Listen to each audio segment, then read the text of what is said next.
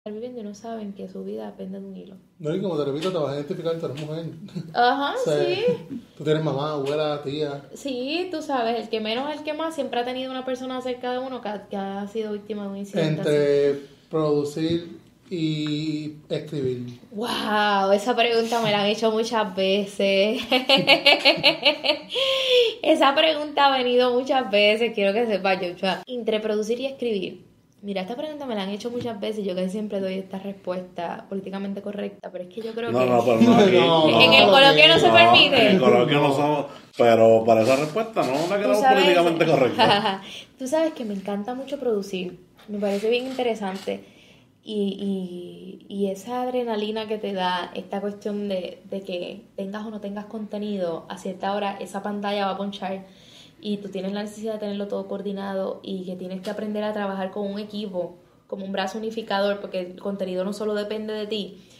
Es una adrenalina bien interesante y hasta cierto punto la televisión es adictiva y todo Y el la que presión trabaja te en gusta. televisión te lo va a decir. Esa presión de que, mira, estamos aquí trabajando a destiempo o cuando pasa un breaking o cuando pasan ese tipo de cosas, es una adrenalina bien interesante, pero te debo decir que la calle es otra cosa.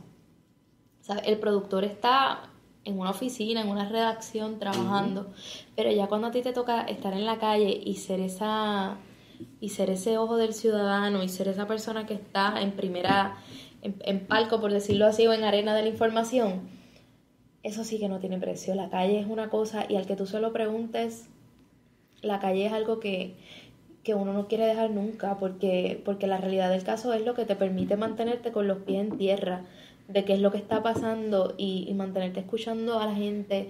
Y de ahí es que surgen muchas historias, de cuando tú te lanzas a la calle es que surgen muchas historias. Así que sí, que si en algún momento se me da la oportunidad de volver a la televisión, tiene que ser en la calle.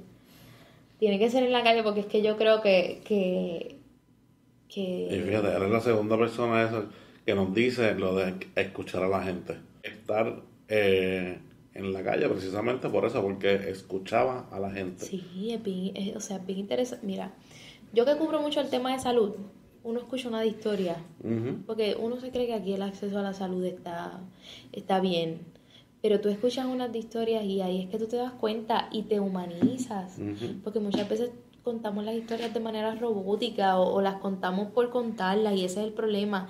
O sea, tú como periodista no puedes contar la historia por contarla, tú tienes que darle rostro. ¿A quién yo voy a ayudar contando esto?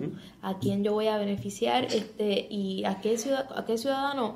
¿Sabes? No hay cosa mejor que yo reporte algo y que al otro día la persona me llame y me diga resolví.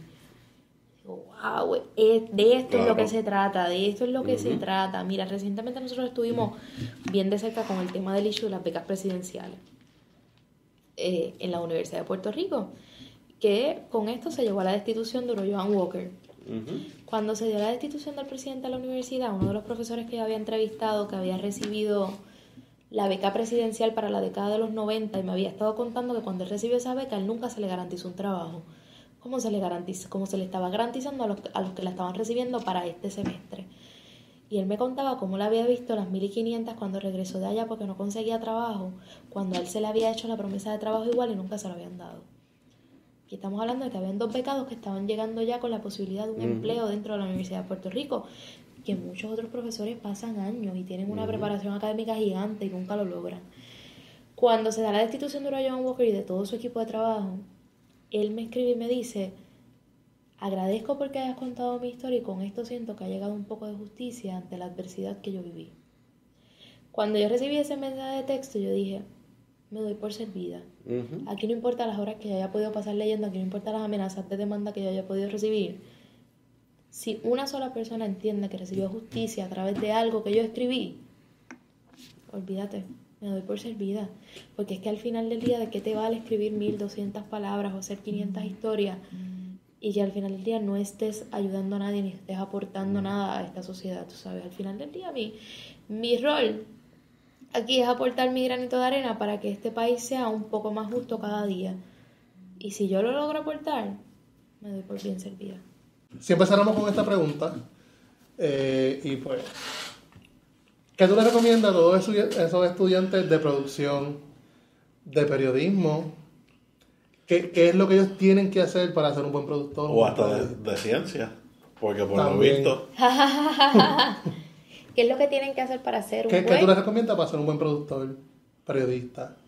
Un buen comunicador para buen hacerlo más comunicador? general. Mira, yo te puedo decir, un estudiante que desde el primer año de universidad estén buscando una oportunidad de hacer un internado en algún medio. O que se desarrollen en todas estas organizaciones que hay en la universidad. Porque más allá de las clases, en las clases hay mucha teoría y puede haber práctica, pero al final del día, siempre esa práctica que tú vas a poder obtener en los medios de comunicación es clave para poder desarrollar tu conocimiento y para poder desarrollar destrezas y para poder desarrollar lo que se le llama el olfato noticioso. Porque si tú te quieres desarrollar en noticias, tú tienes que estar al lado de los que ya tienen ese olfato activo para tú saber qué es lo que de verdad le importa a la gente. Porque muchas veces llegamos como estudiantes pensando en que una cosa puede ser noticia y cuando te das cuenta, volvemos al oído, a escuchar a la gente y a saber qué es lo que a la gente le interesa y qué es lo que a la gente le importa. Así que mi mayor recomendación es que lean mucho, que se mantengan al tanto mucho, que lean mucho, que se mantengan al tanto de qué es lo que está pasando en su país, qué es lo que está pasando más allá del 100/35, porque el mundo no mide 100/35 como muchos tal vez quieren hacer notar, y las decisiones que se toman afuera sí nos afectan. Evidentemente nos afectan, así que se mantengan bien al tanto de las noticias, de lo que está pasando y que no pierdan las ganas, porque si tú tienes las ganas, las oportunidades se van a dar, y si el talento está, si están las ganas, toquen puertas hasta que pase lo que ustedes quieren que ocurra y que se les dé esa oportunidad. Siempre va a haber un espacio para el buen talento y para las ganas de trabajar, siempre lo va a haber, así que esa es mi mayor recomendación. Pues bueno, Sarita, gracias por... Bueno, en mi caso es... Gracias por sacarle tu tiempo para que te entrevistemos. No, gracias a ustedes. Que se repita, los micrófonos de Coloque siempre están abiertos cuando nos necesites. Ajá. Gracias por escucharnos, nos escuchamos nuevamente la semana que viene.